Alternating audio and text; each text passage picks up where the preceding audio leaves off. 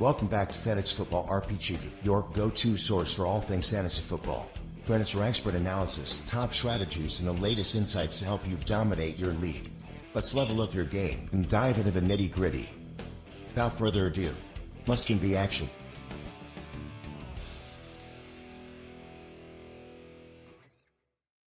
Goblins and goblets, welcome back to another episode of Fantasy Football RPG. Evan, it has been a minute.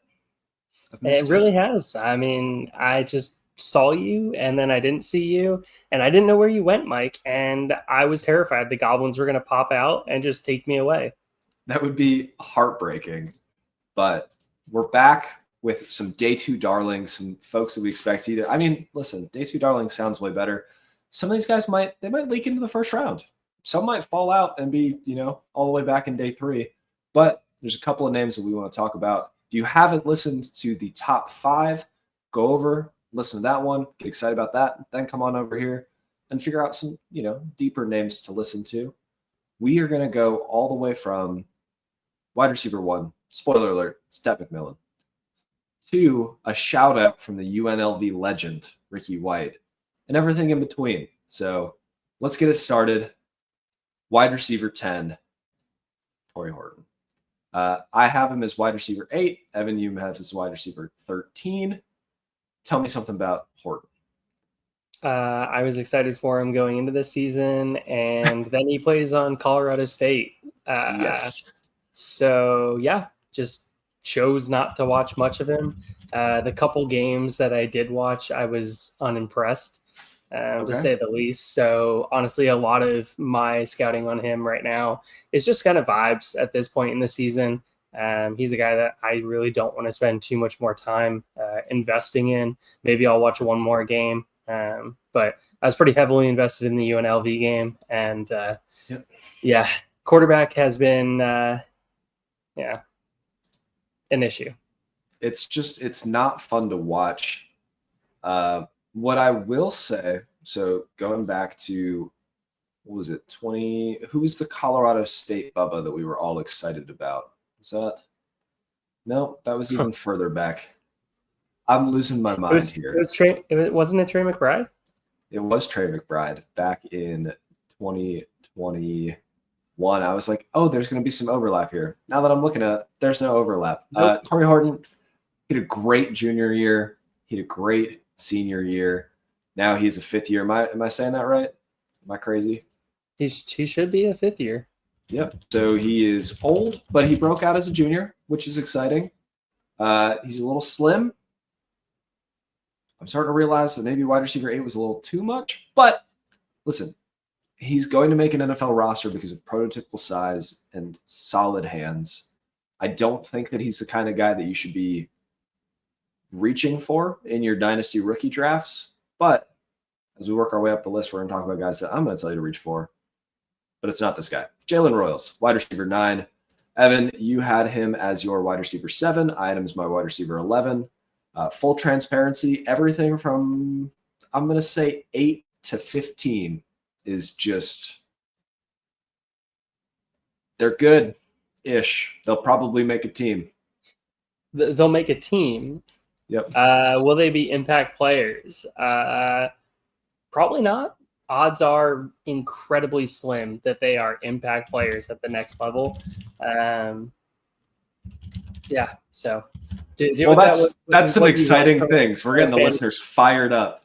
From a fantasy perspective, look, if you want to be fired up about something for this class, be fired up about tight ends, be fired up about running backs. Like these are the 3rd round picks that I'm just over here having my war chest. And be fired up about the top 7 wide receivers if they fall far enough. Let's do it. So Jalen Royals out of Utah State.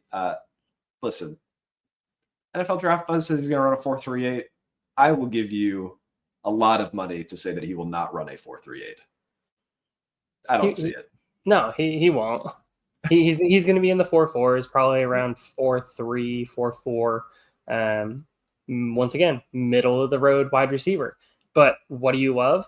Natural competitor, chip on his shoulder, unrecruited prospect out of high school. Gritty.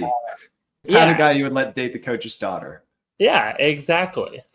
The guy that's probably going to be an NFL coach someday. Yes. He's going to be the kind of guy that sticks around rosters for a while. He's going to make an impact at some point. He might be somebody that you throw in your taxi squad. You keep him at the end of your bench. Brandon Ayuk gets hurt. He slides in. He gets an opportunity. Cedric Tillman all of a sudden became a thing recently. Jalen Royals is on the Cedric Tillman path to success. Let's talk about our wide receiver 8, Xavier Restrepo out of Miami. I'm his wide receiver 10. You have him as wide receiver 6. Important question. Were you rating them for fantasy football or real football? Because real football, I'd have him higher, but fantasy, he's yeah, no. So from me, how I do my pre-draft process is I rank them from a real football standpoint until I see the draft capital that they actually get, because that's how a lot of my decision making once draft capital is established goes into it. It's a very large percentage of my final tiering. So yeah, I do actual football, how they're going to fit, how they're going to work in the NFL, and then I'll go to fantasy from that. Okay. Well, tell me about Restrepo. I know you love him. I think it's kind of funny, but tell me about him. Instincts of a good football player. You love seeing that. All right. Tough, gritty. Once again, more valuable to an NFL team than he will be in fantasy. More quick than fast. I would. Yeah, exactly. He's got the short area quickness. He's got plus agility. But he's not a raw athlete. He's not a raw explosive player. So I don't expect huge numbers at the combine, which is probably going to push him back in the NFL draft. Super productive at Miami. I mean, you look at that Miami offense, and they're a lot of fun to watch. You got Cam Ward operating that offense very well. Good hands. And what I love is I've seen him many times with Miami this year just get absolutely rocked and just hold on to the football.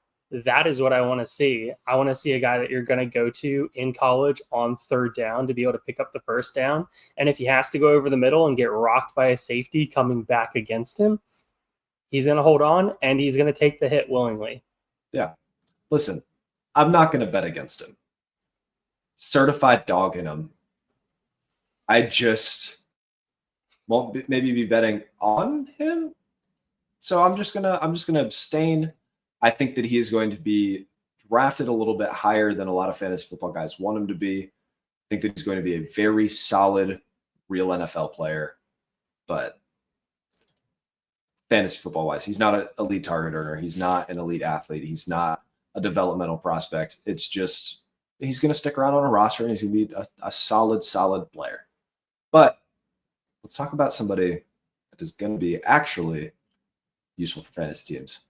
Alec Ayo Manor. I have him as wide receiver 5. You have him as wide receiver 9.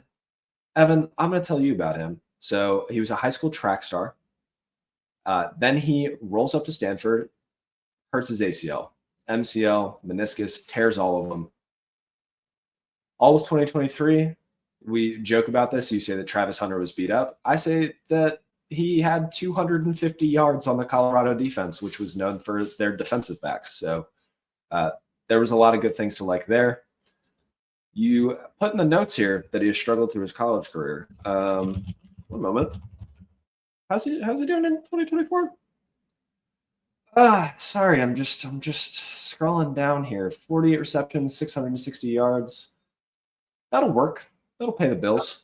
I mean, comparatively to the underdog projections, comparatively to the price that you had to pay, like he is not going to win you any college fantasy football, championships. But what he will offer you, he's tough in the run game. He blocks his freaking pants off, which I think is going to get him drafted a lot higher than people think. Prototypical size, young player, going to be an early declare if he declares, but there is some chance that he goes back to school because dealing with injury, 2024 has been a bit of a letdown. When we talk about these guys that, maybe they're mostly in the slot, maybe you need to use them creatively, like you can just line him up where you would like to line him up and he will do what he is supposed to do. Like you don't have to scheme him up in any fancy way. He's great. I love that you put in here that he is similar to George Pickens, who I was also way higher on than consensus. Like I have something in me about guys that can pancake corners, stand over them, and then also moss them 2 plays later. And that's it. And you hadn't seen these show notes before. I know. Before we got ready to go on here, so that was not influenced by you at all, sir. Oh, that's so nice. Tell me why he's going to suck and why you hate him and why you have Xavier Restrepo over him. Once again, how I'm looking at this from a NFL standpoint right now, I'm looking at the injury concern. His knee blew up. Mm-hmm. Like, that is a red flag from a injury standpoint for an NFL team. He had, I want to say it was like a quarter of his production last season in one game. And you look at the rest of the games around it, and okay, they leaned on him for one game, and then he fell flat on his face for a chunk of other games. That's not something that I'm looking for out of a college wide receiver that is supposed to be the number one on a bad team that is behind and throwing a lot, which Stanford is a bad team these days. They throw a lot because they're behind in games. They kind of have to. So, yeah, I mean, these are all things production-wise has slipped. Looking at it, I didn't really think I wasn't as high on him as some were last year after the Travis Hunter game, because frankly, it just looked like Travis was trying to do too much and he was kind of dogging himself. Yep. I think that he's a big play opportunity with prototypical size that, if he is healthy, should show out very well at the combine, which is a lot of good things to see him maybe get first round buzz. There's been a couple of mock drafts that have had him go in the first. There's been a couple of draft podcasts I listen to call him a big riser. And like, the stats aren't there to call him a big riser right now, but the fundamentals are there. He's playing very well. Let's talk about our last player, wide receiver 6, Isaiah Bond. I have him as wide receiver 8. You have him as I have him as wide receiver 4. You have him as wide receiver 8. Tell me why you hate fast players that are good at route running and can catch. Oh, man. Okay. Texas history of wide receivers. That's a fun one. So we'll do a little helmet scouting there. We'll go 180 pounds soaking wet, because there's no way he's actually 180 pounds. Yeah, no, he's like 170. 170 maybe. Yeah. So yeah, put him on there. I mean, you watch him try and get pressed at the line. That's a lot of fun. Just watching him get pushed, going down in his deep routes as well. You see him get absolutely just bullied by physical corners to be pushed to the sideline, and then he has to work his way back into the field. So that's an issue. Doesn't run block, so that's going to push him down boards. He literally is a negative. I know, he just doesn't do it. No, he's complete negative when it comes to that. Smaller player with shorter arms, smaller catch radius, less room for error for a quarterback. These are all things that I just don't really like in wide receivers, especially from an NFL, because I feel like it very much singles him out for a few teams that are looking for a deep threat. So then basically, if those teams pass, now he's a faller in the NFL draft, which historically, for fantasy football purposes, fantasy football players have overreacted when players have significantly fallen in the draft comparatively to where they were supposed to go. Yeah. Just ask Troy Franklin this last year. Listen,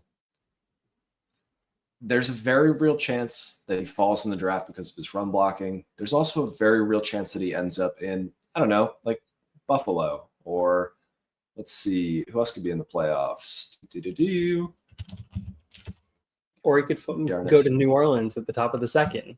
Oh, my Lord. Add more speed. That's all you need. Just get another fast boy to be running crazy. He could go to the Commanders. He could go to Baltimore and be Zay Flowers, but exactly the opposite.